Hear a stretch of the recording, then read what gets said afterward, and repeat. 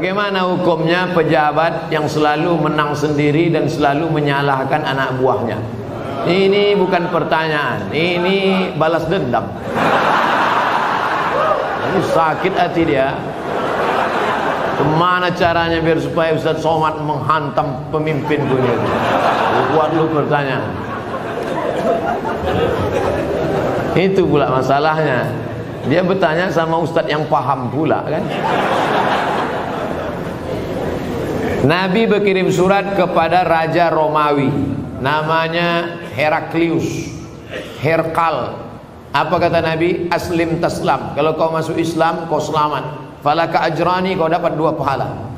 Kalau engkau baik, rakyatmu semuanya selamat dan kau dapat 2 pahala. Itulah enaknya jadi pemimpin. Karena kalau dia baik, rakyatnya baik, dia dapat 2 pahala. Tapi kalau kau tidak baik, falaka dzambul arisiyin, semua dosa anak-anak buahmu kau ikut menanggungnya. Oleh sebab itu maka yang paling pertama dapat naungan di akhirat nanti, sab'atun yuzilluhumullah, 7 golongan dapat naungan Allah. Saat itu naungan tak ada panas terik, tak ada atap. Di antara yang dapat naungan yang pertama bukan ustaz, yang pertama bukan ulama, yang pertama al-imamul adil, pemimpin yang adil. Tapi negara kita negara demokrasi. Kalau ada pemimpin-pemimpin kita yang zalim, yang menyalahkan orang, kita bisa lapor ke atas. Ada laporan bapak-bapak pegawai kepala dinas lapor ke Pak Wali Kota. Pak Wali Kota ada laporan ke atas, ada atasan, ada BPK, ada Inspektorat Jenderal, ada macam. Bapak-bapak polisi, tentara lapor ke Propam, ada atasan yang bisa kita laporkan. Kalau takut kirim surat kaleng. Jangan fitnah. In ja'akum fasiqun binaba'in, kalau datang orang bawa berita palsu, fatabayyanu, klarifikasi. Nah, salah tak selesai dengan ditulis di wall Facebook, tapi harus diselesaikan. Wa amruhum syura bainahum, diselesaikan dengan musyawarah. Seorang laki-laki pakai emas dalam solatnya, apakah solatnya sah? Emas itu bukan babi, kecuali dia membawa rantai babi, baru Arab. Emas tidak. Emas kalau dipegang, wudu kita tak batal, solat kita pun tak batal. Tapi Nabi mengharamkan pakai emas. Ini mesti dipahami. Emas kalau kita masukkan ke kantong, dibawa solat, Allahu Akbar, solat sah. Tapi memakai cincin emas haram. Bapak-bapak yang pakai cincin emas, buka sekarang juga. Tak ada gunanya pengajian. Tak ada guna pengajian. Nantilah mubazir mengaji. Bapak-bapak yang sekarang pakai cincin emas, buka sekarang juga. Tak perlu tunjukkan, pelan-pelan aja dari bawah. Buka masuk. Balik dari sini, jual. Kalau batunya sayang, simpan. Mana tahu batunya zamrud, kecubung, permata, intan, simpan. Ambil batunya, ikatkan dengan perak. Cincin saya emas putih Pak Ustaz. Emas putih itu emas. Emas putih itu emasnya 80, nikelnya 5. Emas putih itu emasnya 80%, nikelnya 5%, peraknya 18%, peraknya 15%. Maka warnanya putih, tapi dia emas juga.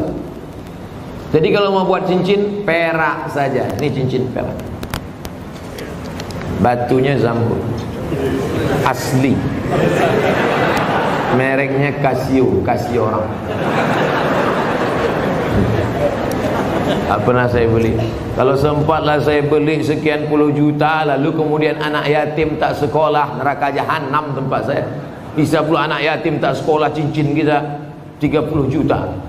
Pak, minta makan Pak, belum makan pagi, kata anak yatim di lampu merah. Kita mau. Nauzubillah. Oleh sebab itu maka yang punya cincin emas, wahai Imam Syafi'i, kenapa laki-laki Islam tak boleh pakai cincin emas? Apa kata Imam Syafi'i? Robek hati orang miskin menengok cincin emas. Aku makan pun payah, kau sampai hatilah pula pakai cincin emas. Matilah kau cepat, kata dia. hancur hati dia. Itu alasan ulama dulu. Tapi rupanya sekarang setelah ditemukan emas itu ada molekul-molekul kecil masuk ke dalam pori-pori, masuk ke dalam darah, masuk ke dalam jantung, menyebabkan penyakit Alzheimer, penyakit tua sebelum masanya, penyakit lemah, tak bertenaga. Banyak orang barat yang sudah kena, pokoknya emas. Lalu kami yang perempuan, Pak Ustaz, yang perempuan dia masuk ke dalam, keluar lagi melalui darah menstruasi haid. Makanya kalau ada bapak yang haid, pakailah.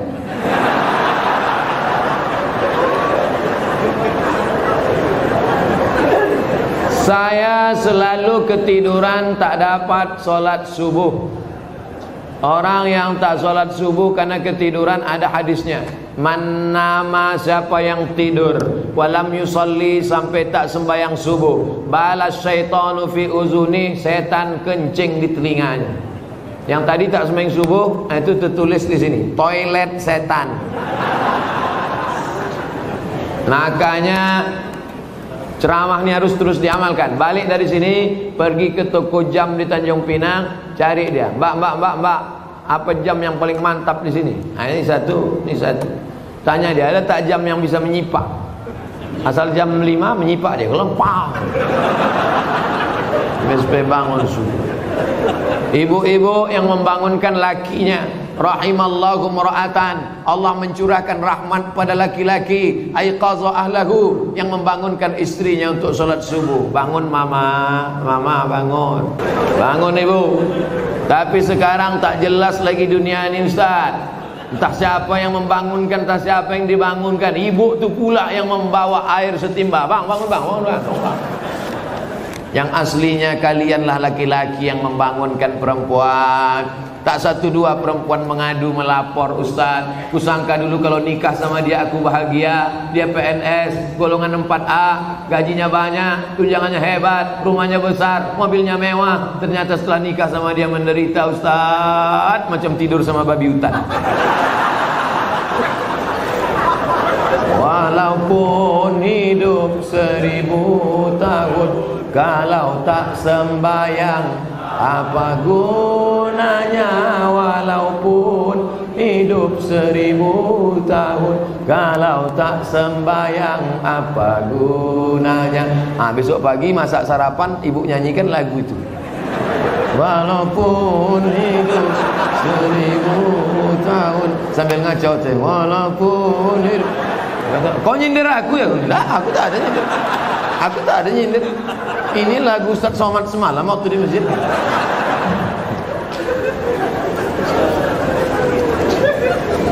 Ustaz, apa sah laki-laki sholat di rumah tapi tak di masjid? Laki-laki sholat di rumah, laki-laki solehah. Laki-laki sholat di masjid.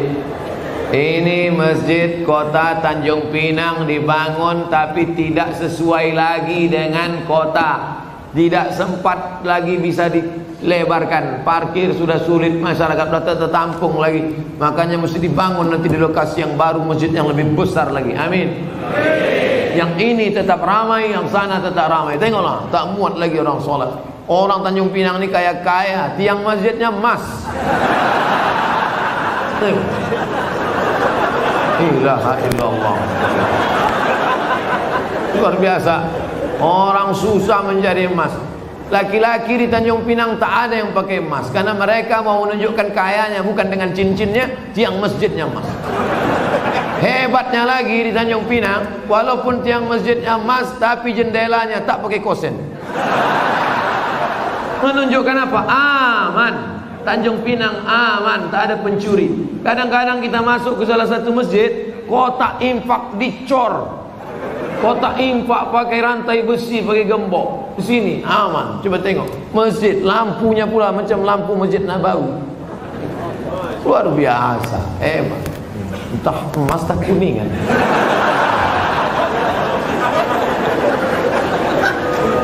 Apa maksud saya?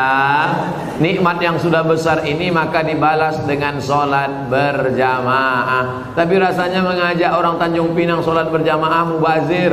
Karena sholat berjamaah di Tanjung Pinang, coba tengok, melimpah ruah sampai tak muat keluar-luar. Tengok, itu yang di luar-luar yang berdiri itu juga dapat pahala sholat berjamaah.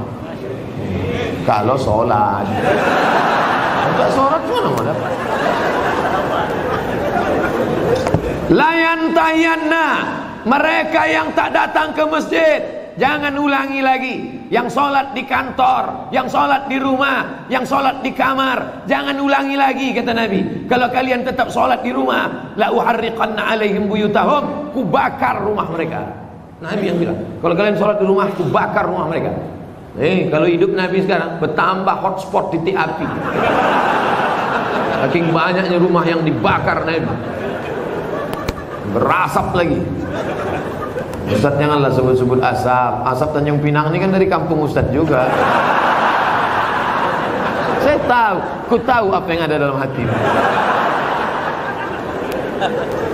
Sebelumnya dari malam saya niat sholat subuh, tapi saya bangunnya jam 6 pagi waktu setempat. Apakah masih boleh sholat? Ini bukan menanya, menawar ya.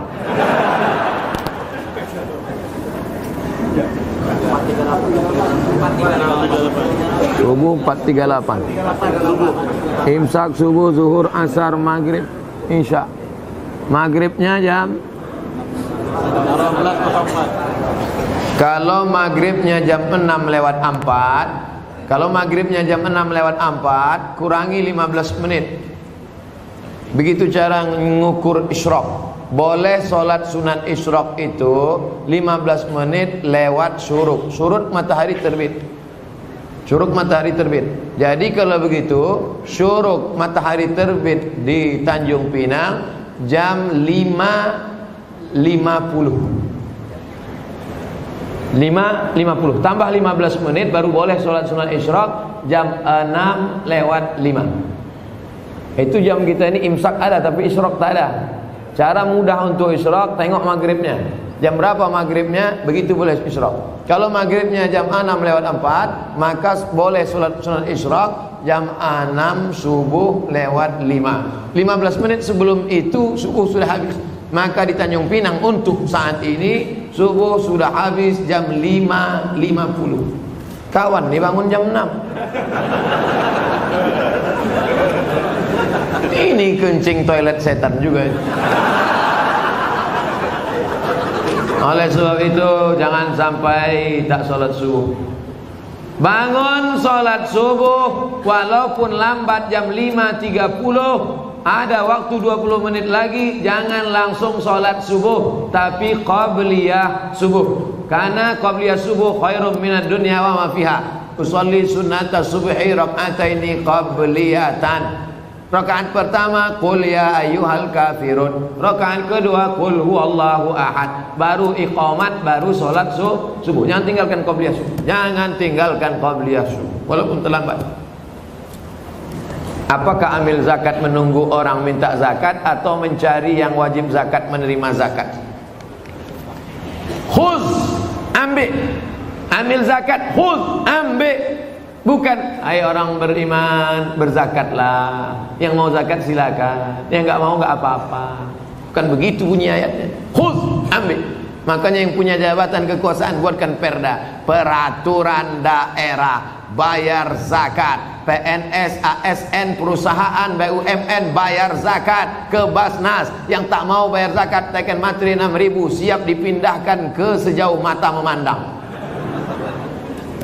Bisa apa tak bisa? Sudah, kata Pak Wajib. Sudah diterapkan. Langsung zakat potong atas.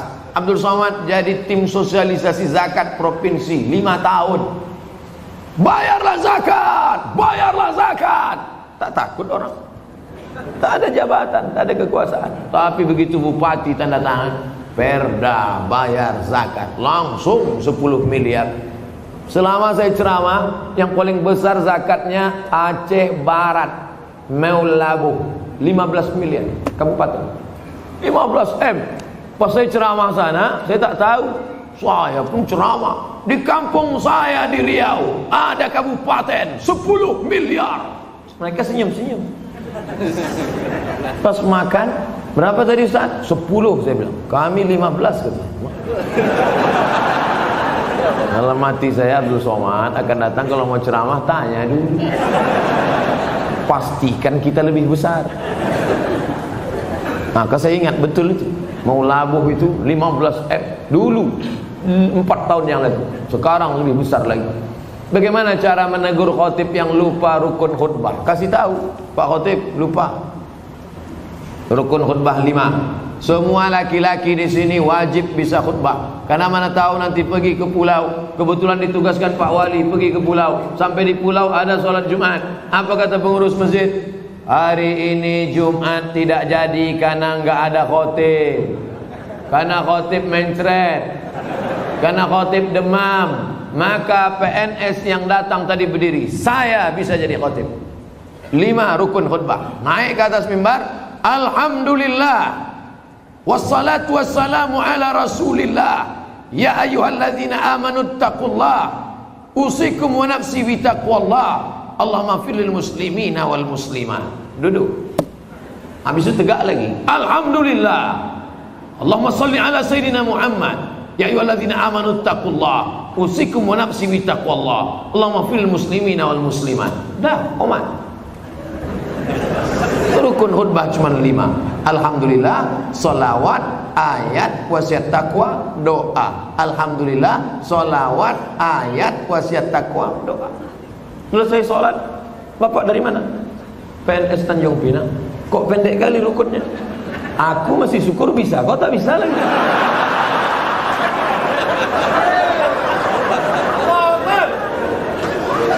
Nah, insya Allah selesai ceramah ini semua PNS ASN Tanjung Pinang bisa jadi khotib, betul?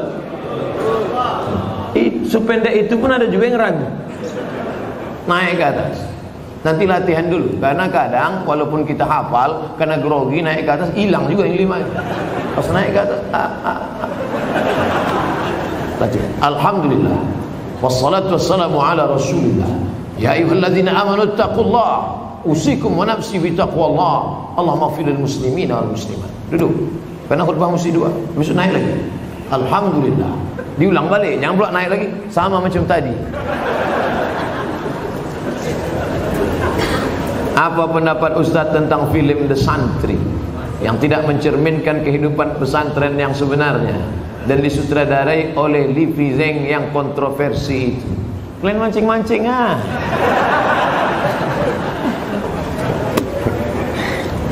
Udah banyak komentar udah. Ikuti aja yang udah ada tuh. Saya yang beban lama aja belum selesai lagi.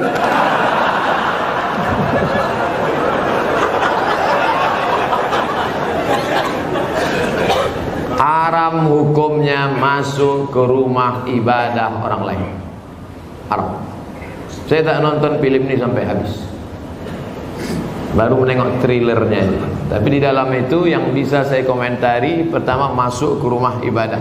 Karena Nabi tak mau masuk ke dalam tempat fihi surah wat tamathil. Kalau di dalam itu ada patung berhala. Maka dalam Islam mazhab Syafi'i mengharamkan masuk ke dalam rumah ibadah di dalamnya ada berhala. Mazhab Syafi'i. Kita pakai mazhab apa? Mazhab Syafi'i. 2. Tentang masalah laki-laki perempuan berdua-duaan tak mahram. Anak-anak. La yakhluwanna rajulun ma'amra'atin illa ma'adhi mahramin.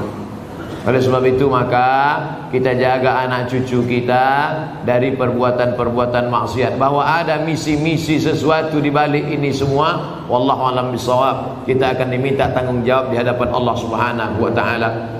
Islam tak perlu diajari bagaimana berinteraksi sosial dengan saudara kita non muslim.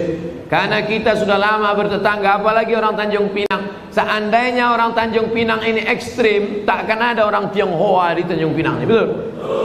Kita semuanya bisa menerima, siapapun yang datang semua bertetangga, berkawan, bersahabat. Tapi kalau sudah dalam masalah ibadah, ritual, tak ada tawar menawar. Wala ana abidum ma'abatum wala antum abiduna ma'abud lakum dinukum.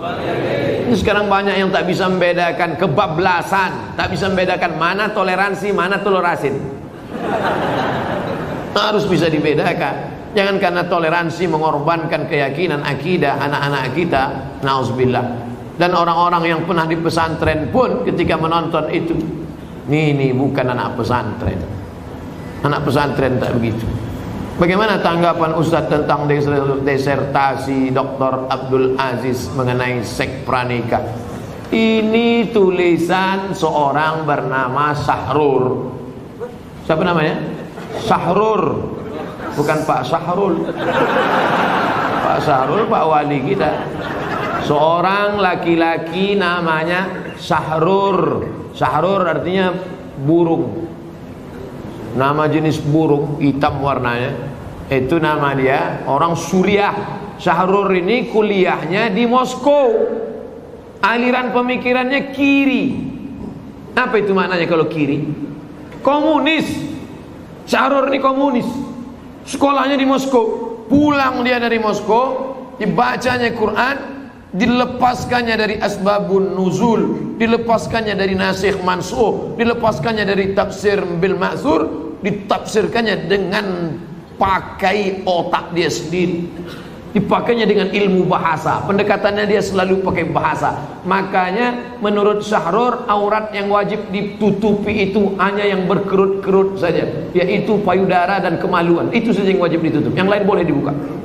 Sahrur ini sudah lama kontroversi. Tahun 90 dia sudah mengeluarkan buku itu, namanya Alkitab wal Quran. Cuman baru sekarang dipopulerkan, ditulis, dibawa ke kampus, lalu disidangkan, dan pada akhirnya menjadi kehebohan. Ingat, ada ilmu, tapi ada yang lebih tinggi daripada ilmu, adalah akhlak.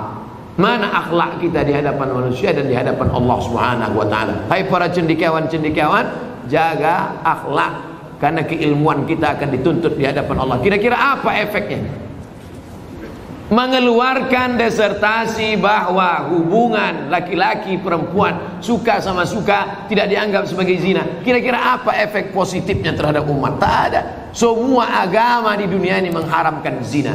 Agama apapun. Tanyalah kawan-kawan kita yang Tionghoa, Konghucu, tanya saudara-saudara kita yang Kristen, Katolik, tanya sama dia, apakah dibenarkan? Tidak. Tak ada satupun yang melegalisasi perbuatan zina. Na'udzubillah. Apa boleh ketika halangan saya tetap menjaga wudhu dan zikir yang biasa saya? Perempuan yang berhalangan boleh berwudhu, perempuan yang berhalangan boleh tetap berzikir. Yang tak boleh baca Quran, tak boleh baca Quran, tak boleh pegang Quran, tak boleh itikaf di masjid, tak boleh tawaf, tak boleh sholat, tak boleh puasa. Adapun berzikir tetap. Baca Quran yang ayat fungsinya sebagai doa boleh. Mana itu ayat sebagai doa? Naik kendaraan, subhanalladzi sakhkhara lana hadza wa ma kunna lahu muqrinin. Itu adalah ayat Quran, tapi fungsinya waktu naik kendaraan sebagai doa. Rabbana atina fid dunya, itu doa. Tapi dalam ayat Quran, maka fungsinya sebagai doa boleh. Apa hukum orang suka membid'ah-bid'ahkan orang lain, sementara perilakunya tidak memberikan contoh? Tak dikasihnya contoh bid'ahnya apa? Ada orang baca Yasin lalu dibid'ah. Kalian jangan baca Yasin lagi. Baca Yasin ini bid'ah. Jadi kalau ada orang membid'ahkan kami baca Yasin, cuman apa Ustaz? Baca aja terus sampai dia capek. Dua kemungkinan. Kalau dia capek, kita terus. Kalau kita capek, dia terus. Sekarang saya mau tanya, kalau ada orang membid'ahkan Bapak Ibu Yasinan, Bapak mau terus atau berhenti? Teruslah, nanti lama-lama dia capek. Kenapa tak kau bid'ahkan lagi orang Tanjung Pinang baca Yasin? Capek aku udah kusuruh tak juga berhenti. Yasin itu Quran apa tak Quran? Quran. Membaca Quran apa hukumnya? Wajib baca Quran. Kenapa cuma Yasin yang dibacanya? Yang lain dibacanya juga. Cuman Yasinnya ada keutamaan tersendiri. La tuqra'u fi amrin asirin illa yassarahu Allah. Kalau dibacakan pada perkara yang sulit, maka dimudahkan Allah. Sulit punya anak, baca Yasin. Sulit mau jumpa jodoh, baca Yasin. Sulit mengatasi masalah, baca Yasin. Sulit sakaratul maut, baca Yasin. Makanya kalau ada orang sakaratul maut, bacakan Yasin. Dua gendang ya. Kalau tak sehat, mati. Kadang laki-laki ini banyak marah sama bininya. Apa kau nih baca-baca Yasin aja? Bang, aku baca ini persiapan untuk abang juga. Nanti kalau bapak tuh agak demam sedikit aja, Yasin. Insya Allah bang, dua gendang ini bang. Kalau tak sehat abang gul. Pak Ustaz Abdul Somad mohon doakan putra kami Empatli bangsawan diterima di sekolah kedinasan Akmil Akademi Militer. Di akhir majelis kita doa. Ibunya bapaknya tiap malam baca Yasin. Selesai baca Yasin, ya Allah berkat kemuliaan surat Yasin ini diterimalah anakku hendaknya. Baca Yasin, habis baca Yasin. Dari mana dalilnya ini bisa kami tengok? Baca tafsir Ibnu Katsir. La muqaddimah surat Yasin, tafsir Ibnu Katsir. La tuqra'u fi amrin asirin illa yassarahullah. Kalau dibacakan pada perkara yang sulit, susah, dimudahkan Allah. Saya kuliah sudah 4 tahun, tapi masih semester 4. Harusnya sudah semester 8. Saya tak bisa lanjut karena kampus saya tak lengkap peralatannya. Oh, bukan salah dia. Oke, jangan mudah kita suuzon. Harusnya di semester 5 ini saya ujian dan praktek. Saya galau Pak Ustadz, umur sudah 25 tahun. Kapan lagi saya mau menyenangkan keluarga dan menjadi mandiri? Mohon bimbingannya Pak Ustadz. Pindah aja kampus lain. Apa dipertahankan sih? Jangankan kau, kami pun membacanya galau. Apa 4 tahun? Pindah kampus lain. Banyak universitas berserak-serak di Kepulauan Riau. Susah dipertahankan situ. Yang perlu dipertahankan itu sehidup semati denganmu, Mas. Itu kalau nikah. Kalau sama kampus apa pula sehidup semati? Biar kampus itu mati. Ketika sholat subuh saya lupa baca kunut. Setelah salam saya baru teringat. Apa yang perlu saya lakukan Pak Ustaz? Sujud sahwi kalau engkau mazhabnya Syafi'i. Sami Allahu liman hamidah. Allahu Akbar. Takkan bangkit lagi ke atas. Terus saja sujud. Rabbi fili warhamni wajibuni warfa'ni warzuqni wahdini wa'afini wa'afani. Allahu Akbar. Subhana rabbil a'la bihamdi. Allahu Akbar. At-tahiyatul barakatuh salawatun. Sebelum salam sujud. Allahu Akbar. Subhana man la yanamu wa la yashu. Maha suci Allah yang tak tidur, yang tak lupa. Allahu Akbar. Duduk lagi. Sujud lagi. Sujud 2 kali. Allahu Akbar. Subhana man la yanamu wa la yashu. Allahu Akbar. Baru salam. Assalamualaikum warahmatullah. Begitu juga jadi imam. Imam lupa doa kunut dalam mazhab Syafi'i, sujud sahwi. Kalau imam sujud sahwi, saya ikut tak apa? Ikut. Ini banyak juga makmum tak ikut. Imam sujud sahwi, dia diam aja. Pas salam, kau kenapa tak sujud sahwi? Yang lupakan dia, aku tidak. Nak ikut imam. Ju'ilal imamu liutamma bih. Yang tak baca kunut tu mazhab apa Pak Ustaz? Hambali. Hambali sama Hanafi tak ada kunutnya. Makanya di Masjidil Haram waktu bapak ibu umrah kemarin ada pakai kunut subuh. Tak. Masjidil Haram tak pakai kunut subuh karena imamnya mazhabnya Hambali sejak tahun 1924. Sejak 1924 mazhabnya Hambali. Sebelum itu Makkah itu mazhabnya Syafi'i. Terjadi revolusi King Abdul Aziz. Yang sekarang ini Salman bin Abdul Aziz menggantikan abangnya Abdullah bin Abdul Aziz, menggantikan abangnya Fahad bin Abdul Aziz, menggantikan abangnya Khalid bin Abdul Aziz, menggantikan abangnya Faisal bin Abdul Aziz, menggantikan abangnya Su'ud bin Abdul Aziz, menggantikan ayahnya King Abdul Aziz. Jadi sejak Abdul Aziz geng ini aja dia bermazhab Hambali. Sebelum itu dulu mazhabnya Syafi'i. Dulu mazhab paling besar di Makkah itu mazhab Syafi'i. Nama orang yang terakhir menjadi penguasa Makkah keturunan Nabi Muhammad namanya Syarif Aunur Rafiq. Aunur Rafiq. Aun pertolongan, Rafiq Allah Subhanahu wa taala. Aunur Rafiq pertolongan Allah Subhanahu wa taala. Saya telah selesai subuh. Setelah itu datang orang ngajak solat lagi. Apakah boleh saya solat lagi Pak Ustaz? Ngajak-ngajak makan lah. Ngajak sholat. Kata orang sekarang, kalau ngajak-ngajak makan lah, apa pula ngajak sholat? Apakah ada tradisi zaman sahabat Nabi ngajak sholat? Ada. Hadisnya sahih. Nabi sholat di masjid. Selesai Nabi sholat di masjid, Nabi pulang. Sahabat tadi tak pulang, dia tetap di masjid. Lalu kemudian ketika dia sedang duduk, datang orang kampungnya terlambat sholat. Kata orang kampungnya, kami ingin sholat lagi tapi ingin ngambil berkah kau jadi imam. Maka dia jadi imam, diulangnya sholat sekali lagi.